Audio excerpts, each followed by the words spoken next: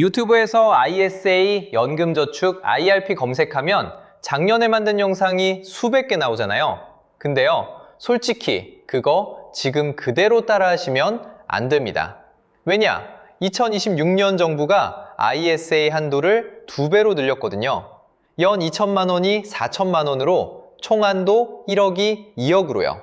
비과세 한도도 200만 원에서 500만 원으로 올랐고 초과분 분리과세도 9.9%에서 5%로 거의 반토막 났어요. 이게 무슨 뜻이냐? 작년까지는 연금저축 600만 먼저, IRP 300만, ISA는 마지막. 이게 정답이었는데 올해부터는 그 순서가 사람에 따라 완전히 뒤집힐 수 있다는 거예요. 이 영상 하나면 여러분 월급 300만 원에서 ISA, 연금저축, IRP에 각각 얼마를 어떤 순서로 넣어야 하는지 2026년 새 정답을 15분 안에 끝내드릴게요. 마지막에 정부안하고 의원 발의안 차이까지 깔끔하게 정리해드립니다. 이거 안 보고 작년 영상만 보시면 진짜 손해봅니다. 자, 바로 시작해보겠습니다. 2026년에 뭐가 바뀌는지 제대로 보려면요. 작년까지의 정답이 왜 정답이었는지부터 짚고 가야 돼요. 그래야 올해 어디가 흔들렸는지가 또렷하게 보이거든요. 이 부분 그냥 넘어가시면 뒤에 나오는 새 우선순위가 왜 뒤집혔는지 감이 안 잡히실 거예요. 그래서 이번 파트는 살짝 복습한다는 마음으로 편하게 들어주세요. 직장인 입장에서 한번 솔직하게 생각해 볼게요. 우리가 1년 동안 절세에 쏟을 수 있는 돈, 사실 무한하지 않잖아요. 월급 300만 원 받는 분이 월세, 카드값, 보험료, 통신비, 식비 이런 거 다 빼고 나면요. 한 달에 절세 통장에 넣을 수 있는 돈이 잘해야 70만 원, 80만 원 수준이에요. 이게 우리 현실적인 천장입니다. 그러니까 같은 돈을 어느 통장부터 채우느냐, 이 순서 하나가 1년 환급액을 통째로 결정해버려요. 똑같이 부어도 누구는 100만 원 더 받고 누구는 그냥 흘려보내는 거죠. 작년까지 형들 누나들이 입을 모아 알려줬던 황금 순서가 있었죠. 1순위 연금저축, 2순위 IRP, 3순위 ISA.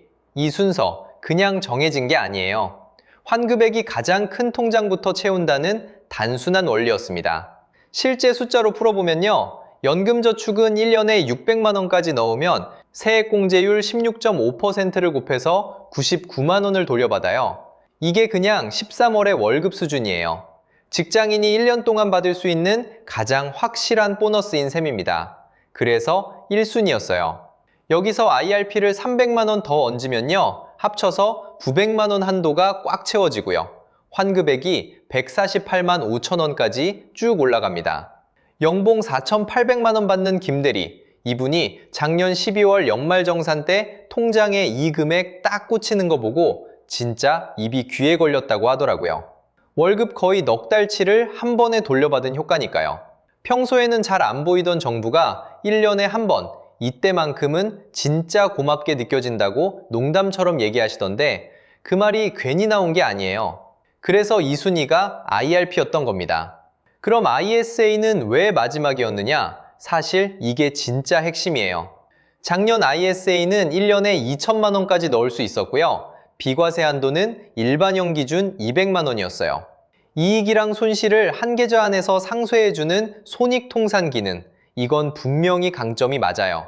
근데 비과세 한도 200만 원이라는 게 직장인이 체감하기엔 너무 작았던 거예요. 한도를 알뜰하게 다 채워도 연말에 통장에 환급금처럼 딱 꽂히는 돈이 안 보이니까요. 손에 쥐어지는 즉시성이 없다 보니까 우선순위에서 자연스럽게 뒤로 밀릴 수밖에 없었습니다. 쉽게 말해 절세 한도라는 건요. 매년 정부가 직장인 호주머니에 슬쩍 찔러주는 쿠폰 묶음 같은 거예요. 그 쿠폰 중에 액면가가 가장 큰 게 연금저축이었고요. 그 다음이 IRP, 마지막이 ISA였던 거죠. 액면가 큰 쿠폰부터 먼저 쓰는 건 너무 당연한 거 아니겠어요?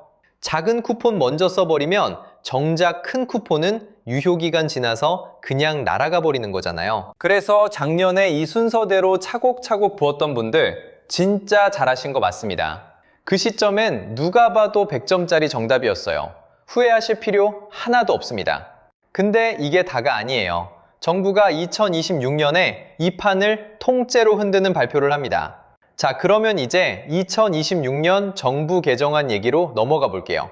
짚고 가야 할게요. 지금부터 말씀드리는 4가지 변화는 정부, 그러니까 기재부가 발표한 세법 개정 추진안 기준입니다. 입법 절차가 진행 중이라는 점 머리에 한번 깔고 들어주세요. 솔직히 저도 이 발표 처음 봤을 때 잠깐 멈칫했어요. 작년까지 우리가 알고 있던 ISA 룰이 한 줄씩 바뀐 게 아니라요. 4가지가 동시에 바뀌었거든요. 한도, 또 한도, 비과세, 세율. 진짜 판이 통째로 흔들렸다고 보시면 됩니다. 먼저 첫 번째 변화, 연 납입 한도가 2천만 원에서 4천만 원으로 올라갑니다. 정확히 2배예요. 작년에 ISA에 매달 한도까지 꽉꽉 채워 넣으셨던 분들 계시죠? 그분들 입장에서는 작년에 저금통이 작아서 못 넣었던 돈을 올해부터는 그대로 더 들이부을 수 있게 된 거예요. 두 번째 변화, 총 납입 한도가 1억에서 2억 원으로 바뀝니다. 이것도 정확히 2배죠. ISA는 원래 길게 가져가는 계좌인데 천장 자체가 2배로 높아진 거예요. 작년에 이 정도면 평생 ISA로 굴릴 돈이 부족하다 싶으셨던 분들, 이제 그 고민이 사라집니다. 세 번째 변화가 진짜 핵심이에요.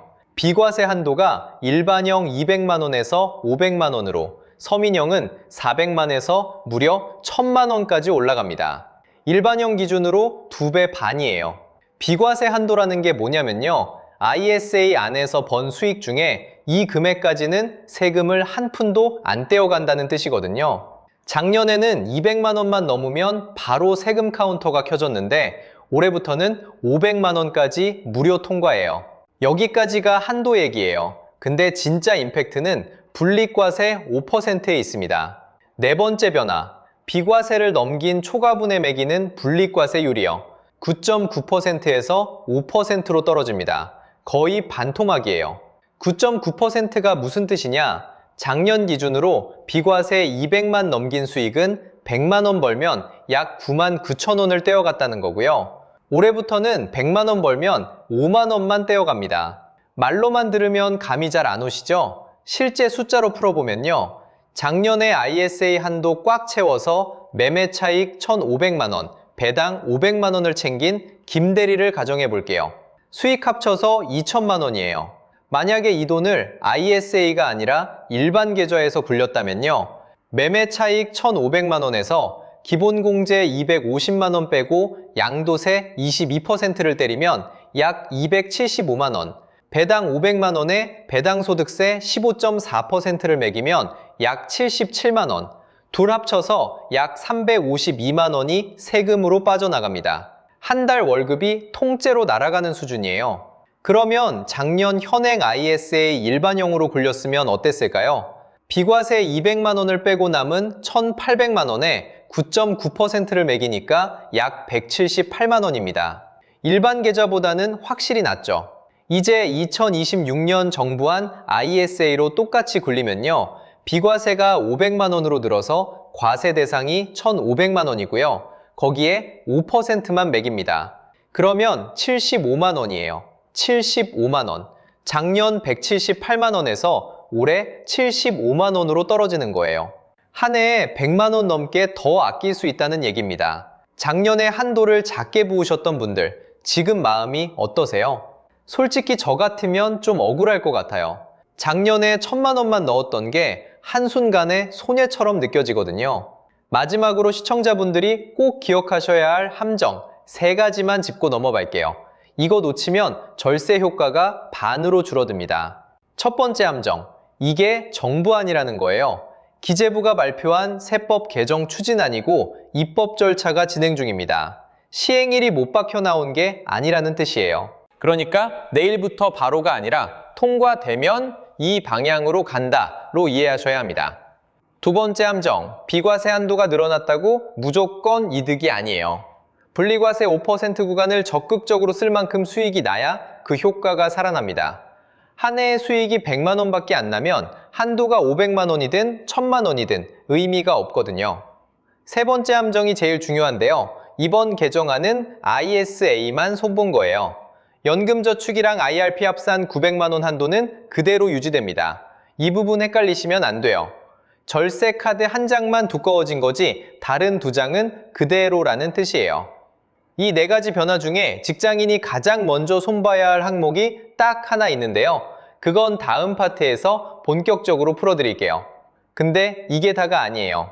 한도가 2배가 됐다는 건 우선순위 자체가 바뀌었다는 뜻이거든요. 자, 여기서부터가 진짜 본론이에요. 한도가 2배가 됐다는 건 단순히 더 부을 수 있다가 아니라 부어야 하는 순서 자체가 바뀐다는 뜻이거든요. 작년까지는 연금저축이 1순위였잖아요. 근데 2026년 정부안이 시행된다는 가정하에선요, ISA가 1순위로 올라옵니다. 왜냐하면 비과세 한도 500만 원까지는 세금이 아예 0원이고 그 위로 넘어가도 분리과세가 5%밖에 안 되거든요. 연금저축 세액공제 16.5%가 더 커 보이지만 그건 1년 뒤 연말정산 때 환급으로 돌려받는 돈이고요. ISA 비과세는 지금 당장 발생하는 세금을 아예 안 떼는 거라 즉시성이랑 유동성이 압도적으로 좋아요. 게다가 ISA는 만기 후에 연금 계좌로 옮기는 길도 열려 있어서 결국엔 연금 혜택까지 같이 챙길 수 있는 구조예요. 그러니까 1순위로 ISA부터 채우는 쪽이 합리적이라는 거예요. 그래서 새 환급 순서는 이렇습니다. 1번, ISA 비과세 한도 500만 원까지 먼저 채우기. 2번, 그 다음에 연금저축 600만 원. 3번, IRP 추가로 300만 원. 4번, 여유 있으면 그때 ISA에 더 부어서 연 4천만 원 한도까지. 작년 영상에선 ISA가 맨 마지막이었는데 올해는 1순위로 올라온 거예요. 이거 하나만 바꿔도 절세 체감이 진짜 달라집니다. 작년 그대로 연금저축부터 채우시는 분들은 비과세 한도를 그냥 흘려보내는 셈이거든요. 그러면 실제 숫자로 풀어보면요. 월급 300만 원 직장인 기준으로 한번 짜볼게요. ISA에 매달 42만 원 정도가 기준이에요. 그러면 1년이면 약 500만 원, 비과세 한도 딱 채워지거든요. 연금저축은 매달 50만 원, 1년에 600만 원 한도를 풀로 가져가는 그림이고요. IRP는 매달 25만 원씩 1년에 300만 원 추가하는 식입니다. 다 합치면 한 달에 117만 원이 절세 계좌로 들어가는 거예요. 월급 300에서 117은 솔직히 부담스럽죠? 그러면 처음엔 ISA 30만 원, 플러스 연금저축 50만 원, 이렇게 80만 원부터 시작하셔도 됩니다. 중요한 건 ISA를 후순위로 안 미루는 거예요. 연봉별로 살짝 분기도 해드릴게요. 총 급여 5,500만 원 이하라면 세액공제율이 16.5%니까 ISA랑 연금저축 600만 원을 균형 있게 가져가는 게 좋고요. 5,500만 원 넘으면 세액공제율이 13.2%로 떨어지지만 절대 환급액 자체는 크니까 ISA 비과세 500만 원 채우고 연금저축 600만 원도 풀 납입 가시는 게 정답입니다. 결혼이나 내 집 마련을 5년 안에 계획하신 분은요, IRP 비중을 좀 줄이세요. IRP는 중간에 빼기가 정말 까다롭거든요. 무주택 주택 구입이나 6개월 이상 요양 같은 특수 사유 아니면 손도 못 댑니다. 대신 ISA 비중을 더 가져가시면 만기 3년 뒤에 자유롭게 꺼낼 수 있으니까 유동성 면에서 훨씬 안전해요. 근데 진짜 강력한 꿀팁은 따로 있어요.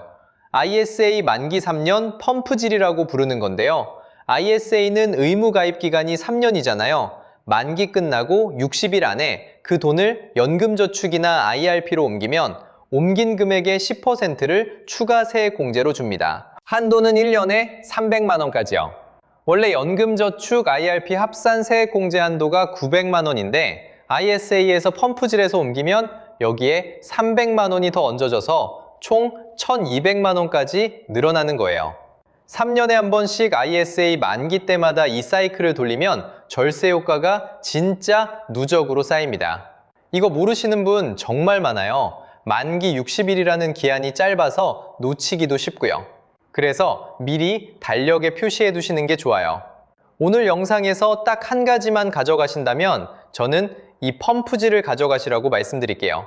이거 하나로 매년 절세 한도가 통째로 한 단계 올라갑니다. 마지막으로 한 가지만 꼭 짚고 갈게요. 요즘 의원 발의안 얘기 많이 들리시죠? 총한도 3억, 세액공제 10% 신설. 이거 어디서 보셨을 거예요? 근데요, 이거 정부안 아닙니다. 국회의원이 따로 발의한 법안이고요. 통과될지는 아직 아무도 몰라요. 그래서 지금 우리가 기준 잡아야 할 건 정부안이에요. 연 4천만 원, 총 2억, 비과세 500만 원, 분리과세 5%. 이게 실제로 시행될 가능성이 가장 높은 안이고요. 의원 발의한 3억은 통과되면 그때 추가로 부으셔도 늦지 않습니다. 헷갈리시면 안 돼요. 정부안 기준으로 먼저 움직이고 의원안은 보너스로 두세요. 자, 오늘 내용 깔끔하게 정리할게요. 첫째, 2026 정부안 핵심은 ISA 한도 4천만 원, 비과세 500만 원, 분리과세 5%입니다. 작년 대비 절세 폭이 통째로 2배 가까이 커졌어요. 둘째, 새 우선순위는 ISA 비과세 500만 원 먼저, 그 다음 연금저축, IRP, 그리고 여유분, ISA 추가 순서고요.